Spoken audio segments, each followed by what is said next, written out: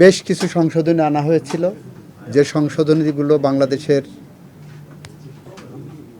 গণতন্ত্রের কবর রচনা করা হয়েছিল, যে সংশোধনীগুলোর মাধ্যমে বাংলাদেশে ফ্যাসিস্টের চিরস্থায়ী বন্দোবস্ত দেওয়ার জন্য প্রক্রিয়া আনা হয়েছিল, যেগুলো নিয়ে আমরা বলেছিলাম এটা ultra vires to the constitution.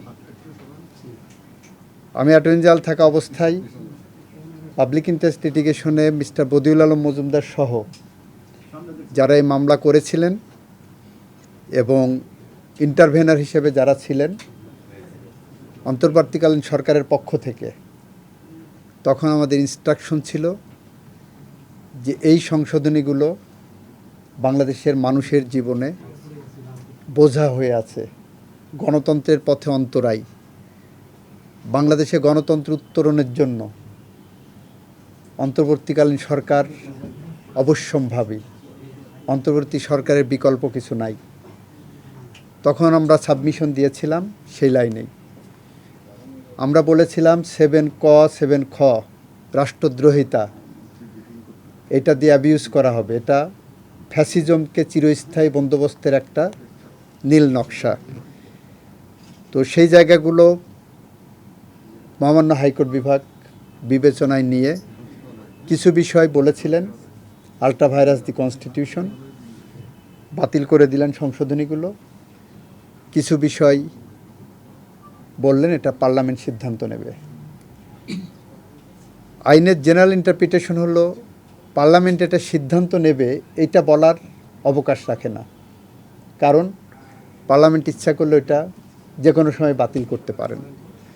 তো নেভারদিলেস তার বিরুদ্ধে যেগুলো বাতিল করেননি সেইগুলোর বিরুদ্ধে অ্যাপেলেট ডিভিশনে গেছে। তো অ্যাপেলেট ডিভিশন ওই একই কথা বলে দিয়েছেন যে এটা পার্লামেন্ট সিদ্ধান্ত নেবেন, আর হাইকোর্ট যেগুলো আপনার অবৈধ ডিক্লেয়ার করছে সেগুলো বহাল রেখেছে।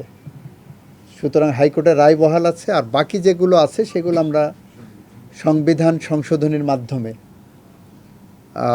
যা যা পদক্ষেপ নেওয়া দরকার আমরা পার্লামেন্টের সামনে প্লেস করব এবং সেই অনুসারে করব। এবং সেখানে আমাদের এই সংশোধনীগুলো আনতে আমাদের মুখ্য বিবেচ্য বিষয় থাকবে জুলাই চার্টার।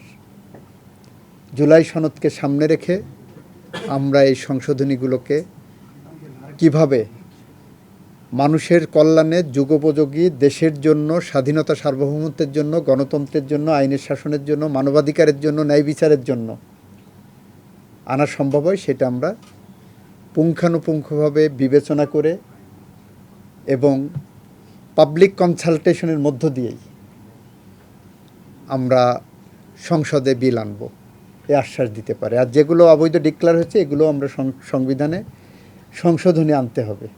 দ্বিতীয় প্রশ্ন, মানে বর্তমান গণতান্ত্রিক সরকার ক্ষমতায় আছে, যে জাতীয় সংসদ ইলেকশন হবে সেই ইলেকশন কি তত্ত্বাবধায়ক সরকারের অধীনে হবে, এটা কি আপনি নিশ্চিত করে বলতে পারছেন কিনা?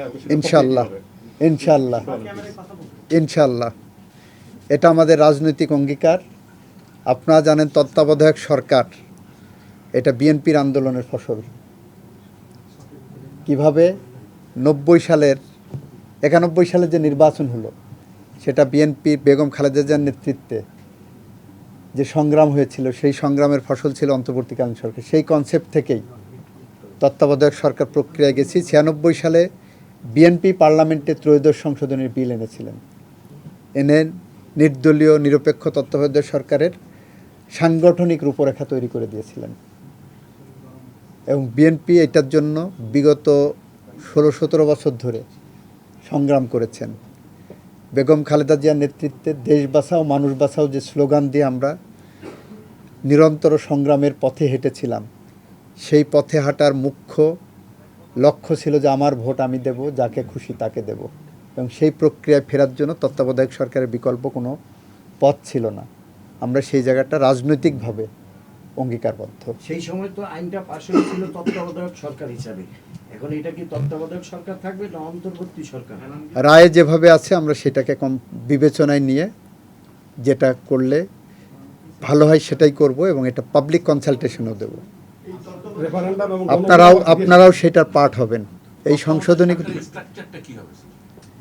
আমরা রায়টা বিবেচনা করে আসুক সামনে, রায়টা দেখি, রায়ের আলোকে রায়ের সাথে যাতে সাংঘর্ষিক না হয় সেইটা বিবেচনা করে এই যে পাবলিক কনসালটেশনে দেবো সব শ্রেণীর মানুষের, সব মতের মানুষের, সব পথের মানুষের